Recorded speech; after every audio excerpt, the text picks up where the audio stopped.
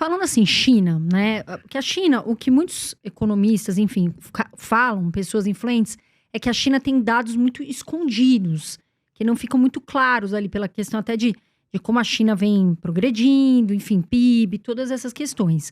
Se a gente for falar de Estado, né? A gente está falando que a China é comunista e portanto, a maioria das coisas está na mão do Estado, as empresas ali fortes.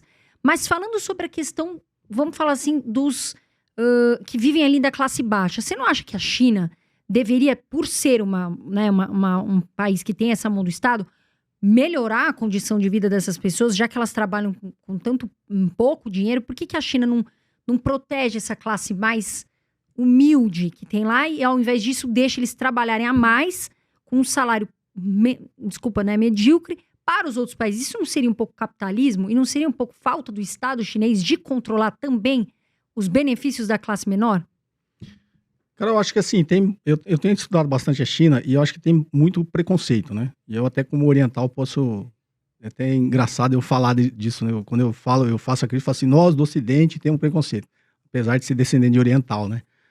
A gente olha muito para a China com um olhar do Ocidente, né? Tem um livro muito bom de uma economista chinesa que chama Kenyu Jin, chama O Novo Manual da China, Além do Socialismo e Capitalismo. Ela conta uma história própria dela e depois ela faz as críticas como economista, né? Para analisar o que seria a China. Porque tem sempre, a China é capitalista, a China é socialista, né? O professor Elias Jabbour fala que é um socialismo de mercado, que eu acredito que esteja mais bem enquadrado quando você olha os modos de produção, né, das economias. Mas ela diz que ela foi estudar, fazer o ensino médio, estudou lá no Bronx como chinesa, né? E ela se sentia muito incomodada assim, das perguntas que os americanos faziam para ela, né? Mais ou menos nesse sentido, como você se sente lá naquela ditadura, né? E o presidente, e você não tem acesso a dados, você não, sei lá, você não tem o WhatsApp, você não pode acessar o Google. E ela, como chinesa, ela falava que aquilo para ela, o pessoal tá falando em grego, que não é uma preocupação chinesa aquilo ali, né? Então ela começou a ver que o Ocidente tinha uma visão diferente do que tem o Oriente, né? Tem um japonês. Eu morei 2 anos no Japão.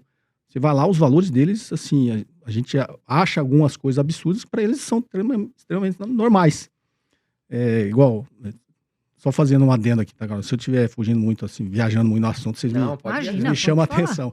Eu morei 2 anos no Japão, e quando eu fui pro Japão, com essa visão de brasileiro, né, de ocidental, eu achava, assim, um país, teoricamente, você acha que eles são muito machistas, né? A mulher lá tem que obedecer ao marido. Até na fábrica eu trabalhava, a mulher, inclusive, ganhava menos, né? Fazia talvez o mesmo trabalho que o homem, ganhava menos. E eu era revoltado com aquilo, né? Eu até defendia as mulheres lá na linha de produção. Eu tinha um lado meio revolucionário quando eu era mais novo, né? Então eu tinha esse olhar de que, putz, que absurdo, né? Como que isso acontece e tal.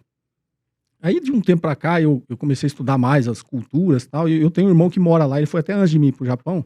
Eu fui em 1990, né? Então faz tempo. Morou onde lá, José? Eu morei numa cidade chamada Ogassa, que era perto de Hamamatsu. Não sei se vocês conhecem o Japão. Eu fui pro Japão fica no estado de Shizuoka. Passado, mas eu fui pra Osaka, Tóquio, Kyoto e Hiroshima. Você foi em quase toda... E depois eu voltei em 2015 com a minha família toda, né? Eu tenho 5 filhos. Aí eu voltei, eu, minha esposa e 5 filhos. Inclusive a gente era meio que objeto de análise, né? Os japoneses achavam estranho, assim, aquela família gigante teoricamente japonês, mas... Lá tem o Japão muito quieto, né? E a gente andava falando muito, assim, né? Dentro do metrô. No metrô eles não falam, né? Não falam. O japonês no metrô é um silêncio. Não é igual aqui no Brasil que o pessoal tá ouvindo funk, tá conversando. E nós fomos em 2 casais e a gente ficava quietinho, assim. A gente tava ali, a gente não queria ser mal educado. Mas eles estão super concentrados, estudando, lendo. Não é? É bem diferente. E você anda na estação lotada, assim, é um silêncio, né? Você não vê aquele burburinho. Aí você falando assim, eu lembrei, eu tava nessa viagem, eu entrei no metrô e meus 5 filhos, o mais velho já era adulto e o mais novo era adolescente, né? Dos 5. E aí entrou lá os 7 lá e aí um filho meu falou, pai, por que toda vez que a gente entra no metrô, todo mundo fica olhando pra gente, né? Eu falei, se você notar, é só a gente que tá falando dentro do metrô. Exato. Aí eu falei, vamos fazer um teste. Vou contar até 3, a gente faz silêncio, você vai ver se vai escutar alguém falando aqui. Aí 3, cara, o trem lotado.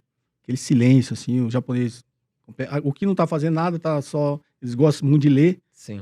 Infelizmente, né, hoje em dia, celular, mas ninguém falando nada. Então, assim, a gente era meio que uma atração turística, onde a gente passava conversando, né, eles acham estranho. Então, assim, E aí eu tinha muito esse preconceito, né, de, putz, o japonês é machista e tal. Aí depois eu vim estudando e eu comecei a analisar, esse meu irmão já pegou a cidadania japonesa e foi antes de mim, né, então tá mais de 30 anos no Japão. Ele casou com uma japonesa, tem 2 filhos japoneses. E aí você vê como as coisas são difíceis de entender, né. Tinha esse lado machista que eu vi, mas aí o meu irmão falou que quem manda na casa, nas finanças, é a esposa. Olha aí. Então tudo que ele ganha, ele passa pra mulher. É a mulher que organiza as finanças do lar.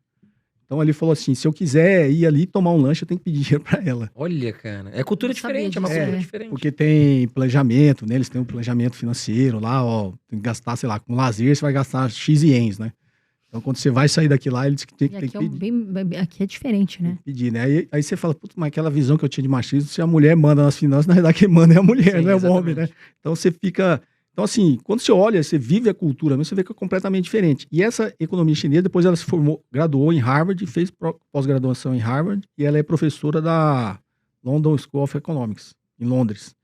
Então ela já, assim, já tem muita vivência no Ocidente, e ela escreveu esse livro explicando essa diferença de cultura e por que o Ocidente tem esse preconceito e não consegue entender a ascensão da economia chinesa, né? Ele falou assim, o chinês ele tem um conceito de liberdade diferente da gente. Uhum. Então quando a gente fala assim, você não é livre lá, você não pode falar, você não... Ela falou, cara, mas o chinês não se preocupa com isso. Aí fizeram uma pesquisa, 93% dos chineses, a segurança para eles vem antes da liberdade. E nos Estados Unidos é 39%. Então, nos Estados Unidos, a liberdade vem antes. Então, falou, você tem um olhar enviesado quando você começa a olhar para a economia da China. Então, para o chinês, ele tem um conceito de democracia diferente. Uhum. E se você olhar a estrutura de democracia na China, ela talvez seja até mais representativa do que no Brasil, do que nos Estados Unidos. Porque lá eles têm muito da economia local, né? Eles elegem os prefeitos locais e os prefeitos locais eles têm até muito mais poder político do que tem um prefeito no Brasil. Depois tem toda uma estrutura que é difícil de explicar, que vai elegendo os representantes do Partido Comunista até chegar no poder central, que é o presidente da China. Uhum. E ele tem uma ascensão política muito forte sobre toda a estrutura política do país. Só que a economia é descentralizada, por isso que eles cresceram bastante. Os prefeitos locais têm um poder econômico de coordenar a economia no local muito maior do que tem um prefeito no Brasil. Então, assim, tem características diferentes, né? E ela explica que essa economia funciona desse jeito porque a cultura da China permite que funcione desse jeito. E eles respeitam muito a figura do presidente. Apesar deles terem poder político, eles respeitam muito o que vem da ordem, né, de cima.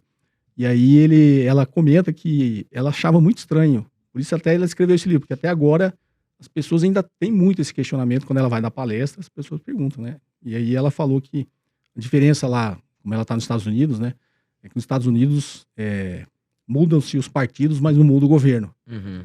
E na China muda-se o governo, mas não muda o partido, né? O partido é sempre o mesmo, que é desde a da Revolução Comunista de 49, né?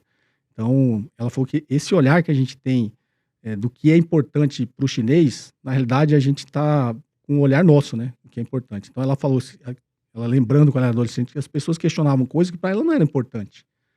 Então, tem uma lenda lá que diz que o urso panda, o bichinho de pelúcia panda é proibido na China, né? Não pode. Porque teve uma fake news no passado que fizeram um meme com um chinês com a cara do presidente da China, né? Do Xi Jinping. E aí o partido proibiu, né? E aí eles falam, mas como que é isso, né? Não poder, na realidade, você pode vender, tem em todos os lugares lá, inclusive nos parques temáticos tem, mas você não pode fazer com a cara do presidente. Ah, claro, é uma questão de respeito, né? Aí isso vem do confucionismo. O chinês tem o oriental como um todo, eles têm um respeito muito grande pela autoridade. Uhum. Independente se essa autoridade não foi eu que pus, não foi eu que votei, tá lá, eu tenho que ter uma deferência, um respeito muito grande por ele. Como é no Japão com o imperador, né? O imperador tá lá, ninguém pôs, ele tá lá desde sempre. Mas eles têm um respeito muito grande pela figura, pela autoridade. Então, assim, ela explica essa diferença de culturas, né? E diferença de valores, em que nós, ocidentais, a gente não deve tentar impor a nossa visão de cultura e valores nas outras culturas, né? Que cada um tem a sua. E talvez seja essa a diferença dos Estados Unidos para a China, né? Os Estados Unidos, sob o ponto de vista imperialista, ele quer impor os seus valores, suas culturas. Aí tem, eles chamam de soft power, de hard power, quando não dá, vai com guerra mesmo. E os chineses não. essa ascensão que ele está tendo dentro do próprio BRICS, né, com as parcerias, com a nova Rota da Seda, é de cooperação econômica, né? Tanto que os países do BRICS nunca se viu a China falando, você tem que... Os Estados Unidos, quando faz e ajuda, ele tem uma cartilha, né? Você tem que seguir. Você tem que cortar gasto público, você tem que privatizar, você tem que diminuir o tamanho do Estado, que é o consenso de Washington, né? Para você receber minha ajuda. A China não. Obviamente, ela tem o interesse dela, ela defende o interesse do povo chinês, mas ela não impõe os seus valores nem a sua cultura. Ô José, mas você não acha que, por exemplo, aqui no Brasil a gente tem eleições a cada 4 anos, né? Claro que o governo atual pode se reeleger, mas ele tem que disputar as eleições para ficar até 8 anos. Eu não sei exatamente como é que é na China essa questão, se fica mais tempo, ou como é que funcionam as eleições lá. Mas para a gente transformar o Brasil hoje num país industrializado, talvez teria que começar com um processo agora que levaria tempo para a gente colher frutos lá na frente. Você não acha que esse modelo eleitoral que nós temos no Brasil complica essa questão? Porque outro dia o governador teve aqui de São Paulo, o Tarcísio, e ele falou, olha, eu tô até fazendo alguns projetos que eu não vou colher os frutos, mas eu tô pensando lá na frente, né, alguns projetos que ele citou aqui. Mas a maior parte dos políticos, às vezes, querem lançar um projeto que colha frutos imediato, para que ele possa se perpetuar por mais tempo, que as pessoas possam ver e falar, já gerou frutos, vou votar nesse cara. Você não acha que o modelo que nós temos hoje no Brasil atrapalharia essa questão de nós tornarmos o Brasil mais industrializado, mais forte? Com certeza, né? Inclusive, naquela pergunta inicial, né, desse papel do governo, o governo está amarrado porque o nosso sistema político, ele na minha visão, ele não é representativo, né? Então, você viu, saiu um governo, entrou outro, mas o Congresso é o mesmo, né? As forças políticas no Congresso são o mesmo. Então, você acaba ficando refém do que eles hoje chamam de centrão, né? O governo faz o que o centrão permite, né? Então, você pode até fazer uma coisa aqui, cosmética aqui e ali, mas no centro do negócio mesmo vai fazer o que a gente quer. E a falta de leis também complica, não é, José? Porque assim, nós temos Você citou a Câmara dos Deputados, vamos falar Senado. Mas Brasília é muito corrupta, né? A gente sabe disso. E, inclusive, até... eu acredito que o Brasil tá indo para um lado perigoso, que é o lado de narco-estado, que já foi a Colômbia, enfim, com o PCC, Comando Vermelho e tal. E esse pessoal, o Comando Vermelho, PCC, também tá dentro de Brasília já, né? Então, assim, se a gente pegar a China, creio eu que as leis lá são muito rígidas. As pessoas respeitam a autoridade, respeitam as leis. Um exemplo. Mas aqui no Brasil, a gente tem todo esse problema, né? Porque os próprios políticos já são corruptos. As nossas leis não funcionam. Então, é complexo, né? A gente tem um comparativo Brasil e China, né? Porque por essa questão cultural, histórica... Estados Unidos ainda tem leis, né, leis que funcionam. Mas aqui no Brasil é complicado a gente pensar. Você acredita numa mudança aqui no Brasil? Eu acho que sim, é difícil mudar. O Brasil, eu costumo dizer assim, quando a gente olha a evolução histórica, o Brasil, teoricamente, é até um país muito jovem, né? Você pegar as culturas que a gente citou aqui, são somente no Oriente, né? Japão e na China, são culturas milenares, né?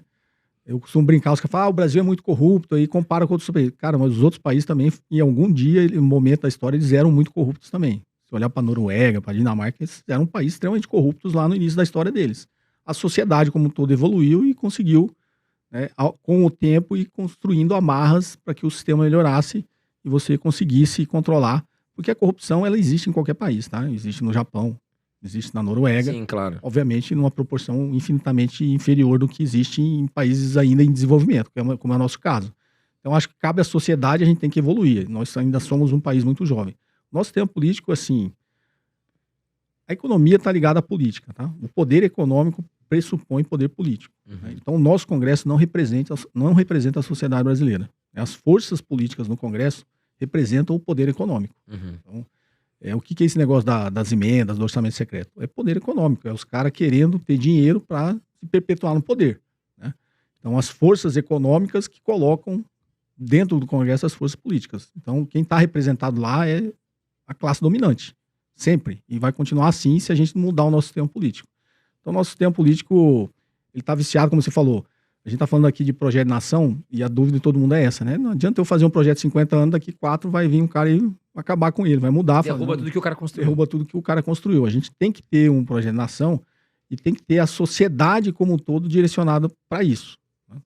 A gente estava citando o exemplo da China, como foi o Estado desenvolvimentista no Japão, foi assim, da Coreia do Sul também. Tudo bem que na Coreia do Sul foi um ditador que entrou lá e colocou, mas a sociedade acabou seguindo, porque viu que estava dando certo. Então você pega, e a cultura oriental, ele tem muito essa questão da prioridade, né? Eu, como morei no Japão 2 anos, eu achava um absurdo também que eles pensam primeiro no coletivo. Eles não, e nós no Ocidente somos mais o individual, a gente é mais individual do que coletivo, e o Oriente é o inverso. Eu achava ali, você se sacrifica, no Japão, quando a gente estava lá, primeira empresa, na cabeça deles era essa, primeira empresa, depois a família. Né? Tem muito esse do coletivo. Então, quando você pega, e essa economia chinesa fala muito no livro dela, essa combinação de família, empresa e Estado. Né? Eles estão sempre direcionados no mesmo objetivo, porque eles têm um olhar coletivo, inclusive a família. A família pensa primeiro qual que é o objetivo da comunidade. Uhum. Então, eu morei no Japão, você vê, isso é muito forte. Né? Aqui no Brasil, se passar aqui na rua, você vê alguém jogando um papel de bala no chão, dificilmente você vai lá e chama a atenção da pessoa. Lá no Japão, se você fizer isso, qualquer um que estiver passando perto de você vai te dar uma bronca. E vai fazer você pegar o papel de bala no chão. Eu passei por várias situações. Nem assim, tem lixeiras lá, né? Não sei onde você morou, mas onde eu passei. Não tem. Nas cidades que eu passei, não tem lixeira. Você anda com... Logo que eu cheguei... Claro, no estádio também, né? Os japoneses limpando tudo, né? A educação. Logo que cheguei no Japão, assim, eu saí de uma estação e essa cidade de Hamamatsu, quando eu fui, era a que mais tinha brasileiro. Então engraçado, gente. Eu falo assim, eu conheço o brasileiro pelo andar, né? Às vezes parece só uma frase de efeito, mas não. Porque o japonês, ele tem um jeito de andar. Sim. Ele anda rapidinho, né? Parece E o brasileiro já é mais desleixado. Então, eu desci na estação, você vê quem é brasileiro, quem não é só pelo andar. E aí, uma vez, logo que eu cheguei, eu desci, eu vi o cara jogando um papel de bala no chão. E eu vi que era um brasileiro. Cara, ele jogou, na hora, veio um japonês, parou ele, chamou atenção, deu uma bronca nele, fez ele pegar o papel de bala e pôr no bolso. O japonês, ele anda com lixo no bolso.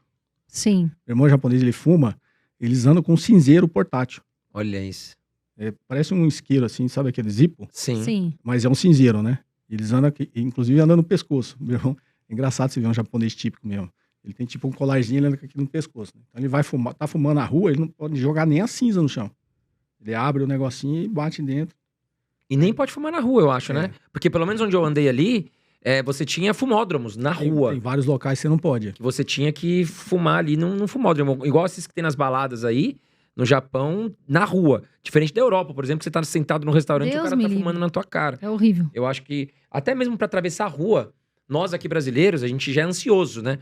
E aí, às vezes, eu tava numa rua que não tinha carro passando e o farol tava fechado pros pedestres. Ninguém atravessava a rua. Eu ficava até ansioso, que eu falava, gente, não tá vindo carro, dá pra atravessar. E aí eu segui eles, né? Eu falei, não, vou atravessar, não vou ser o mal educado. E eles não atravessam. Não atravessam. Então é uma questão de cultura que o Brasil tá anos pra trás.